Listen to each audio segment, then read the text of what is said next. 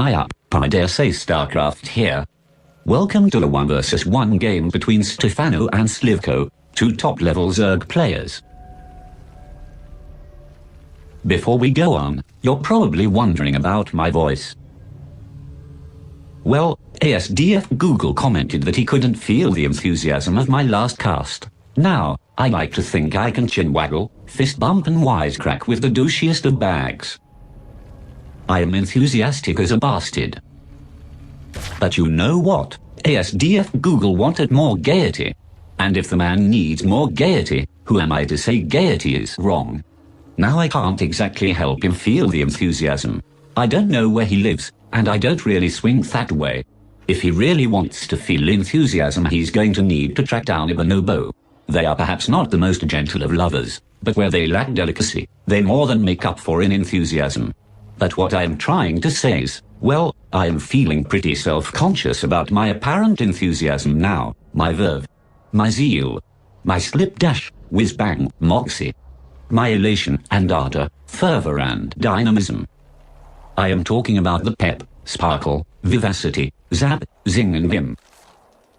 Do my casts need more piss? Or vinegar? I don't know, maybe both. Perhaps a kind of urine-based dressing is what I need to be producing. An excremental vinaigrette. The point is, I am not up to snuff. I am crushed under the weight of my limp, lifeless voice. When I talk I am so bored of the sound that I fall asleep mid-sentence and wake up half-drowned in a pool of my own disappointment. So rather than subject anyone, least of all ASDF Google, to my continued utter failings as a caster and human being, I enlisted the synthesized voice of the most posh English gentleman I could get my mitts on, whose winsome grace and undeniable charm are just overtures to the enthusiastic intonation with which his every phrase is imbued. It's a downright symphonic ejaculation of words, and I would be criminal to deny you his magnificence. This may sound a little bit like I am whining, but I am really not down about it. I'm taking it as best I can. I'm taking it so well, in fact, that I've decided to go into voice camp. It's like boot camp, but for the voice. I'm going to get my ass in shape. The ass of my voice. My voice ass. What I mean to say is that I don't want to contribute to the pussification of society, as ASDF Google so poetically put it, and so I am taking my destiny into my own hands. I did want to mention, though, that the opposite of the pussification of society would be the dickification of society. Are you sure, ASDF Google, that you want a society full of dicks? I don't know. Maybe that's where this whole gaiety thing is coming from. Whatever. Best not to think too hard about it. I've got to focus on voice camp.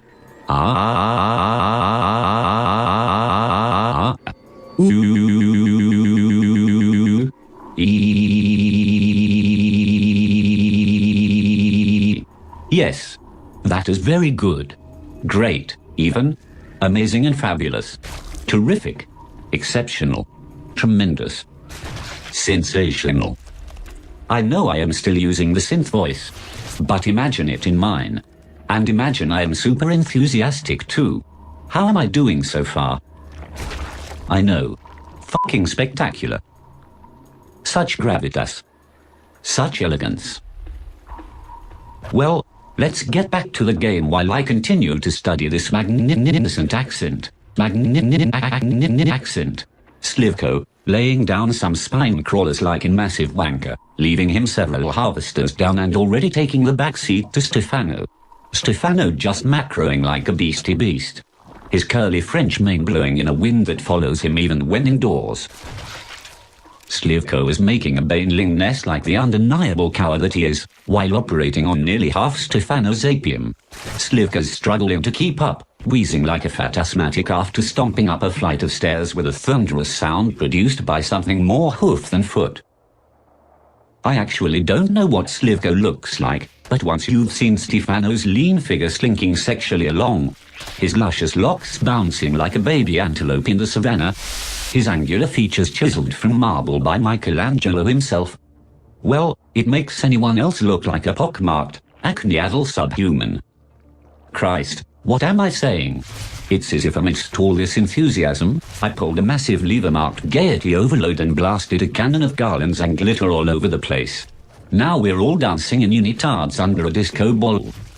ASDF Google, how am I going to cast the game when I have to contend with the blinding glare from your skin-tight sequined one piece? And may I say you have lovely thighs. Jesus, there it is again. I can't do this anymore. This just isn't me. I can only be who I am. I guess I'll go back to using my own unbearably boring voice, and you can just repurpose my casts as a kind of lullaby to help you sleep. Aye up. I dare say lullaby craft here. I'm gonna try to be nice and quiet, so as not to disturb your rest. And here Stephano's gonna make a move with his zerglings, see if he can get a run by, but Slivko cuts him off with banelings, and Stephano better be careful. He can lose every single zergling to well-placed baneling hits, but he's gonna back off, contented to make Slivko feel like he's being harassed. Just a play to try to force Slivko to make more defense than he otherwise would have. And look at that, Slivko supply kept. Never a good place to be. And he's going to transition into muted tick, while Stephano's making roaches and upgrading melee attack. Have to admire that Queen's diligence. She has little to no chance of getting that overseer that spawns with full health, but at least she tried. Stephano repositioning his spine crawlers to better protect his third base. For Zerg, it's very important to make sure your static defense stays relevant, and you're putting it in critical positions as the game evolves. Really not even worth commenting on that. Slivko, taking advantage of his earlier layer tech, able to dump creep and move his spine crawlers out front as well. And here we can see that Stephano aggressively upgrading his roaches, while Slivko is producing 6 mutilisks. Stephano interested to see if he can poke into the natural of the third, and he backs off because of that well-placed static defense. Stephano regrouping in the safety of his natural. Slivko revealing his mutilisks just to kill an overseer. No chance this will catch Stephano off guard anymore. It looks like he's putting down some spore crawlers. They will easily ward off mutilisks in small numbers, especially if there's a queen nearby, adding her little bit of DPS and the ability to transfuse. Slivko able to kill a drone, got a baneling.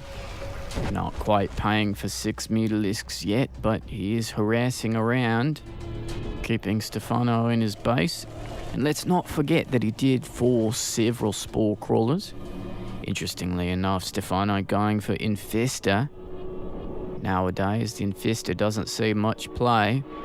The nerf to the fungal growth actually made it require a bit of skill to use the Infester, ruling out a lot of players.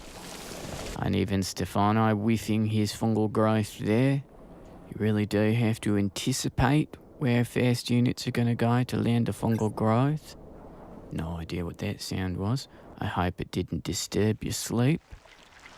Hope you're off dreaming about sheep bounding through endless fields of clover.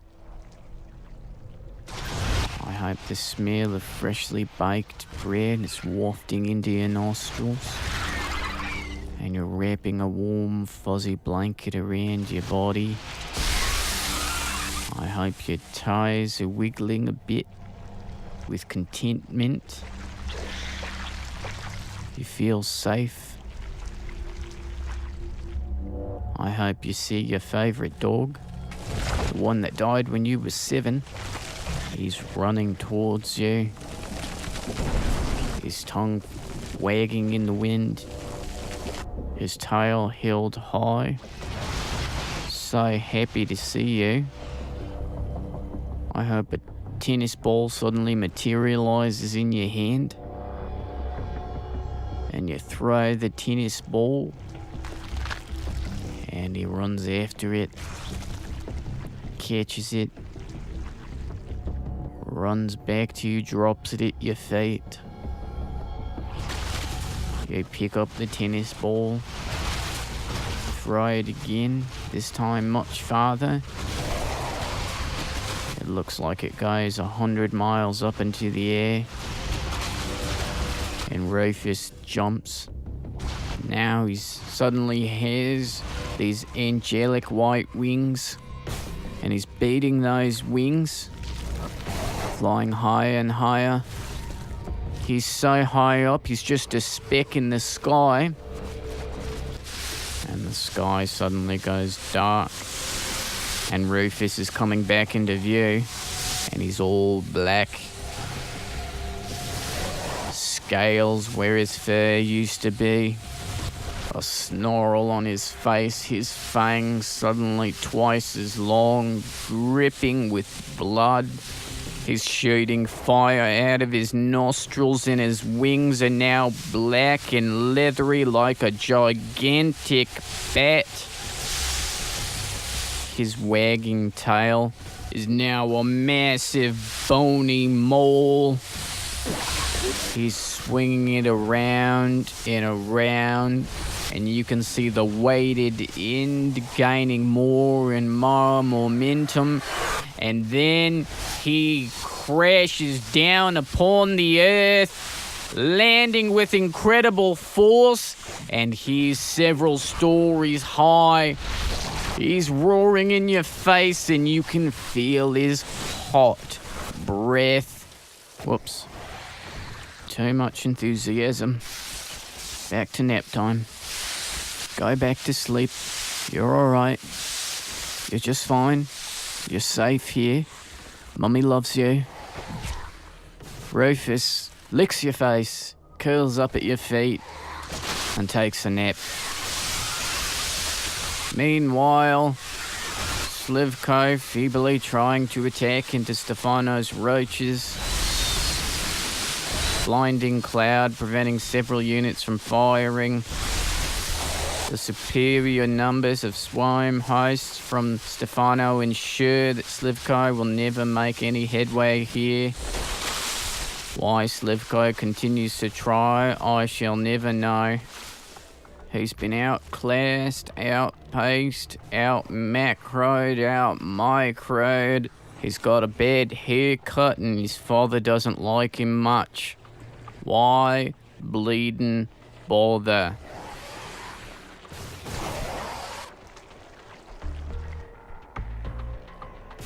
Let's just sit here and watch swarm hosts spawn locusts all day. Oh look, Slivko decides he wants another base. Doesn't matter, mate. You're 200, but you can't figure out how to take somebody who's 50 supply down from you. It's never going to get more one-sided than this for you, Slivko, and if you can't win it now, you can't win it ever. Gonna try to take down those rocks for no apparent reason. Just offering up the hindquarters of his army to those locusts like a baboon in heat. Great job, Slivko. You killed 2 locusts. Definitely worth the losses. Stick around, you might kill a few more. Don't want those locusts timing out. Would hate to let them die of their own natural life cycle.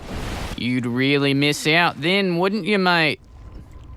Stephano now just about caught up in army. Mainly comprised of hydralisks, roaches. It's got a couple vipers and the rest is in swarm hosts. It's a very, very strong army. High DPS. Let's watch the most pointless battle in the history of StarCraft. Locust versus Locust. Who's gonna win? I can't possibly be bothered to care. Not terribly surprised that Stephano's locusts come out ahead. They're probably better looking too. I really hope Slivko doesn't see this cast. I've been hammering away at him. If you're watching this, Slivko, I apologize. You're probably not that fat. Probably not that hideous. Your personality is probably not that tiresome. I'm sure your father likes you just fine. Your mother, on the other hand, wishes she put you up for adoption. But that's just what she told me. It's the truth, mate. You can't blame me for telling you the truth. And look, Slivko's so proud to have landed fungal growth on one viper. He's gonna lose all his infestors for it. And perhaps the worst tactical decision Slivko's made thus far, trapping the remainder of his army in the back of this expansion. No way out for them now. Just throwing those units away, and look, he's lost double the resources Stephano has. Playing very sloppily, throwing away overlords now. As I understand it, those are not free. And Stephano going around the side, gonna harass two places at once. Swarm hosts on this side, gonna take out that base. And Hydralisks and Roaches on this side, gonna take out the other expansion. A small sliver of an opportunity here with those Brood Lords. It's all down to whether he does anything with them. And it looks like he's going to reveal them, even though it's absolutely hopeless that Stephano would have taken that front door, even without the Brood Lords. Is he going to push forward with the Brood Lords and try to do some damage? No. Returning back to his base. Gonna keep those Brood Lords in his back pocket. Who knows? Maybe they'll become more powerful with time. Getting in the Brood Lord gym, pumping some iron, getting some life experience before they enter into battle. Don't want to use them too soon when they're green. Don't know the way of the world. Slivko happy to let those corruptors get disciplined. Show them what happens when you're lazy. Just floating around, not contributing to society. What good were you anyway, corruptors? And it looks like Slivko is just going to lose that base over and over. Not sure exactly what he expected to be different that time around. Has made precisely no attempts to protect it any better than he did last time. Unsurprisingly, the outcome is identical. He's going to put down yet another hatchery. And if I was a betting man, I'd say that he's going to lose that one too. Stephano seems to agree with me, sending a massive army of swarm hosts, Hydralisks and Vipers over to deny that expansion yet again. He knows this is the main battleground. If he can continue to deny this expansion, he'll win. He's way ahead in resources and pulling in Brood Lord after Brood Lord. Excellent micro, shooting him out of the sky. And he's done the damage he needs to. He's going to back out. Happy to have reduced the Brood Lord numbers. And look at that resources lost matchup. Nearly 10,000 more resources lost for Slivko. He's been left in the dust. And as you can see, the army cost for Slivko is a bit higher. He's actually behind in supply, but the cost of his army is higher.